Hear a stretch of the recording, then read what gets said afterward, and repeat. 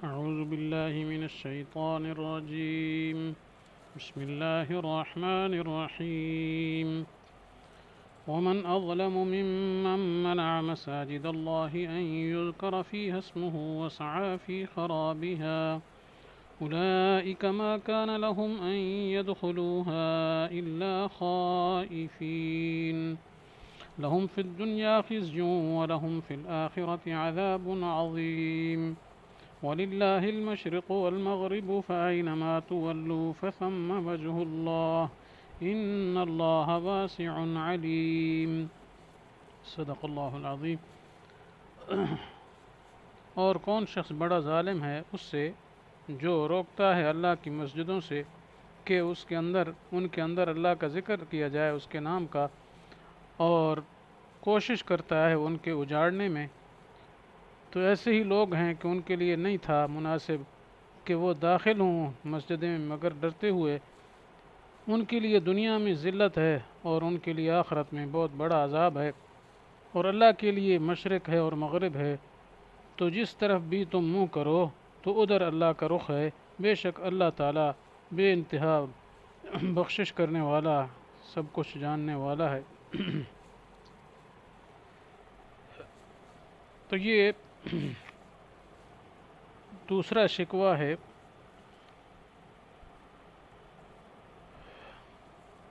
ومن اظلم ممن منع مساجد اللہ ان یذکر فی اسمہ وسعی فی خرابها. ان آیات کا شان نزول دو واقعے بیان کیے جاتے ہیں.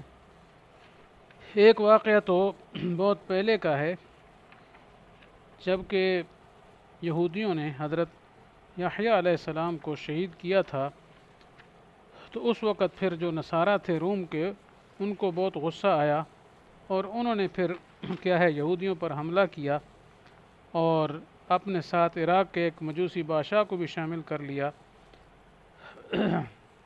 تو بنی اسرائیل جو تھے جنہوں نے قتل کیا تھا، شہید کیا تھا، ان پر حملہ کیا اور ان کا خوب کیا ہے قتل عام کیا، اور تورات کے نسخے بھی جلا دیے، بیت المقدس کے اندر گندگیاں ڈالیں، خنزیر ڈالے، اور اس کی عمارت کو بھی خراب و ویران کر دیا، اور بنی اسرائیل کی یوں ساری قوت و شوکت تباہ و برباد کر دی. تو آپ صلی اللہ علیہ وسلم کے زمانہ مبارک تک بیت المقدس اسی طرح ویران ہی پڑا رہا. پھر حضرت فاروق اعظم رضی اللہ تعالیٰ عنہ کے زمانے میں جب یہ عراق شام فتح ہوئے تو آپ کے حکم سے پھر دوبارہ بیت المقدس کی تعمیر کرائی گئی، اور وہ زمانے تک پورا ملک شام بیت المقدس مسلمانوں کے قبضے میں رہا. پھر کچھ زمانہ دوبارہ پھر کیا مسلمانوں کے قبضے سے نکل گیا تھا، تقریباً 100 سال پورا. پھر اللہ تعالیٰ نے سلطان صلاح الدین ایوبی کے ذریعے اس کو فتح کرایا. پھر کافی مدت مسلمانوں کے قبضے میں رہا، تاکہ کہ یہ ہمارے قریب اسرائیل عرب جنگ کے دوران سن جو 60 کی دہائی کے اندر ہوئی، اس وقت سے پھر بیت المقدس مسلمانوں کے پورے قبضے میں نہیں رہا ہے، اور آج تک وہ کیا ہے صہیونی حکومت کے قبضے میں ہے. تو اللہ تعالیٰ کوئی سلطان صلاح الدین ایوبی کو پیدا فرمائیں گے تو انشاءاللہ پھر دوبارہ بیت المقدس اہل حق کے قبضے میں ہوگا. تو خیر بہرحال اصل جو ہے وہ واقعہ نصارہ کا، جنہوں نے بیت المقدس کو آپ صلی اللہ علیہ وسلم کے زمانے سے پہلے تاخت و تاراج کیا تھا. ایک تو شان نزول یہ بیان کیا جاتا ہے کہ ان لوگوں نے اللہ کے گھر کو کیا ہے ویران کیا، برباد کیا، اس لیے بڑے ظالم. دوسرا یہ کہ مشرکین مکہ نے جب حدیبیہ کا واقعہ پیش آیا، جب آپ صلی اللہ علیہ وسلم عمرہ کرنے کے لیے تشریف لے گئے تھے، تو مشرکین آڑے آئے اور انہوں نے کہا ہم جو ہے آپ کو بیت اللہ کا طواف نہیں کرنے دیں گے، آپ کو کیا ہے مسجد حرام میں نہیں آنے دیں گے. تو وہ آڑے آئے، جس کے نتیجے میں پھر صلح حدیبیہ ہوئی. پھر سال بھر کے بعد آپ صلی اللہ علیہ وسلم صلح کے مطابق 3 دن کے لیے تشریف لے گئے، عمرۃ القضاء ادا کیا. تو بہرحال یہ دو واقعے جو ہے ان کے وہ شان نزول ہے اس آیت کا. مطلب یہ کہ من اظلم، کون بڑا ظالم ہے، تو یہ استفہام تقریری، یعنی واقعی بہت بڑا ظالم ہے وہ شخص جو اللہ کی مسجدوں سے روکتا ہے. کس بات سے؟ کہ اللہ کا نام وہاں لیا جائے، اللہ کا نام لیا جائے. مطلب یہ اللہ تعالیٰ کا نام، اکیلے اللہ تعالیٰ کا، مراد یہ کہ صرف خالص اللہ ہی کا ذکر ہو، جی ساتھ غیر اللہ کے تذکرے نہ ہوں، خالص توحید کا ذکر ہو. یعنی یوز کرا اسم اللہ وحدہ، یہ مراد ہے. کیونکہ مشرکین بھی تو اللہ اللہ کرتے تھے، لیکن وہ اس بات سے کیا ہے نفرت کرتے تھے کہ ہمارے معبودوں کے خلاف کوئی بات نہ کی جائے۔ تو بہرحال اللہ کے ذکر سے روکنا، اور دوسرا ان کے خرابی میں کوشش کرنا، بربادی میں کوشش کرنا کہ ویران ہو جائیں۔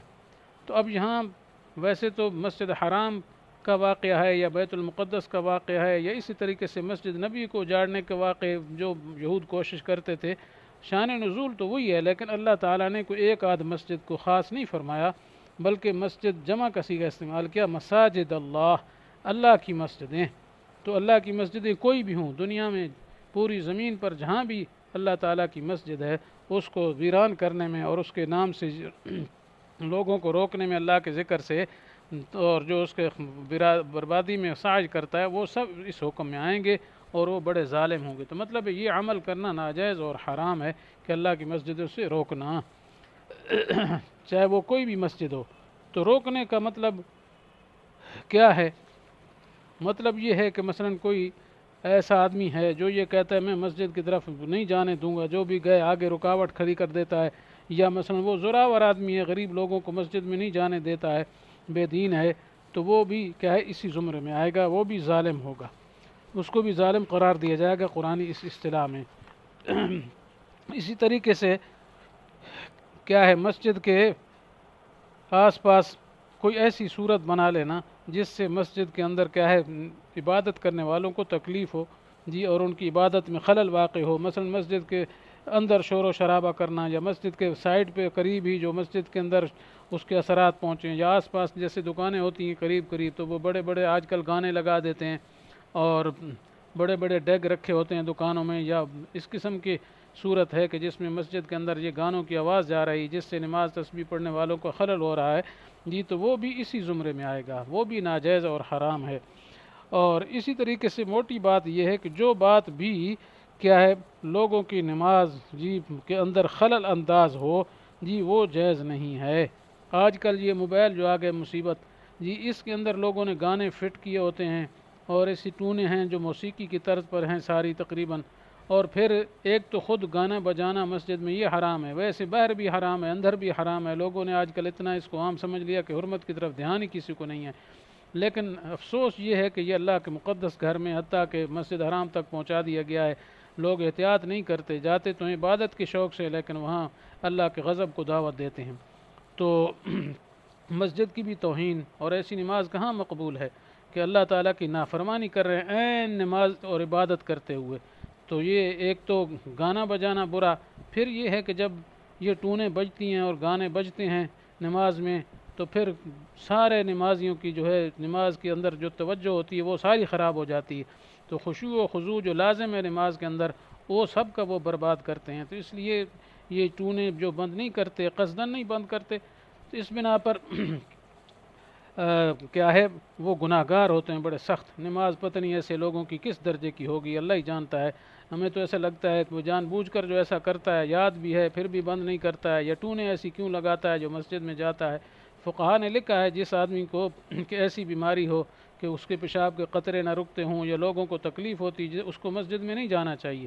تو اب یہ موبائل آ گئے تو یہ بھی تو ایک گندگی ہے، تو وہ حصی گندگی ہے پیشاب، تو یہ بھی ایک قسم کی گندگی ہے کہ مسجد میں ٹونے بجانا اور مسجد کے اندر گانے کی آواز نکالنا، تو ظاہری بات ہے یہ بھی سخت گناہ ہے۔ تو یا تو موبائل گھر چھوڑ کے جائے، یا لے بھی جانا ہے تو بند کر کے جائے، یا دوسری صورتیں سائلنٹ ہے، کئی صورتیں ہیں وائبریشن ہے، تو خواہ مخواہ اپنی نماز بھی برباد کی، لوگوں کی نماز بھی برباد کی، تو اس کی کل قیامت کو سخت کیا ہے پوچھ گچھ ہوگی، اس وقت پتہ چلے گا۔ اب تو لوگ بے پرواہ ہو گئے، اب تو کوئی اس کا خیال ہی نہیں کرتے ہیں، روکتے ہیں امام صاحب ہر مسجد میں تقریباً، امام صاحب کہتے ہیں بھائی موبائل بند کرو، لیکن کوئی شاذ و نادر بند کرے، اکثریت کوئی نہیں بند کرتی۔ امام صاحب یہ اعلان کر کے تکبیر تحریمہ کہتا ہے، کوئی آدھی رکعت ہی ہوتی ہے تو ادھر ٹونے بجنا شروع ہو جاتی، تو بعضوں نے ایسے گندے قسم کے گانے بھرے ہوتے ہیں، اور پھر بعضے بند ہی نہیں کرتے، چلو جلدی جلدی ایک ہاتھ سے بند کرنے کی گنجائش ہے وہ بھی نہیں کرتے بعضے۔ تو بہرحال یہ بھی اسی زمرے میں ہیں، من اظلم ممن منع مساجد اللہ، جو اللہ تعالیٰ کی مسجدوں کی ویرانی میں جو کوشش کرتا ہے وہ بہت بڑا ظالم ہے، یہ ناجائز ہے، حرام ہے، اس کے اندر احتیاط کی ضرورت ہے، لوگ اس میں بہت مبتلا ہو گئے، اللہ تعالیٰ آسانی فرما دے۔ تو بہرحال اس آیت میں مسجدوں کی ویرانی اور اس کی بربادی کرنے والوں پر کیا ہے سخت غصے کا اظہار کیا گیا ہے۔ آگے فرمایا حالانکہ چاہیے تو یہ تھا کہ وہ مسجد میں داخل ہوتے تو ڈرتے ہوئے، یہ اللہ کی ہیبت دلوں میں ہوتی، اللہ کا خوف دلوں میں ہوتا، لیکن بجائے کہ اس کے ہیبت اور خوف کے کیا ہے بے فکر ہو کے مسجدوں میں جاتے ہیں، اللہ کا ڈر بھی دل میں کچھ نہیں ہوتا۔ لہم فی الدنیا، تو فرمایا ایسے لوگوں کے لیے دنیا میں کیا ہے ذلت ہے اور آخرت میں بھی بڑا عذاب ہوگا۔ جی تو اصل تو وہ یہود تھے یا نصارہ تھے جنہوں نے گڑبڑ کی تھی مسجد کو ویران کرنے کے لیے، یا مشرکین مکہ، جی تو ان کے لیے دنیا میں ذلت تو نظر آ گئی کہ وہ یہود جو تھے ان کو دنیا میں ذلیل خوار کر دیا گیا، جی بنو قریظہ نذیر کو مدینہ سے جلا وطن کر دیا گیا، جی جو مسجد نبی کی ویرانی کی کوشش میں ہر وقت لگے رہتے تھے۔ اس کے علاوہ دوسرے بھی کئی ہیں، جی ذلت رسوائی ہوئی۔ وَلِلَّهِ الْمَشْرِقُ وَالْمَغْرِبُ، اللہ کے مشرق مغرب ہے۔ تو انشاءاللہ اس آیت پر پھر دوبارہ بات ہوگی۔ وآخر دعوانا ان الحمد للہ رب العالمین۔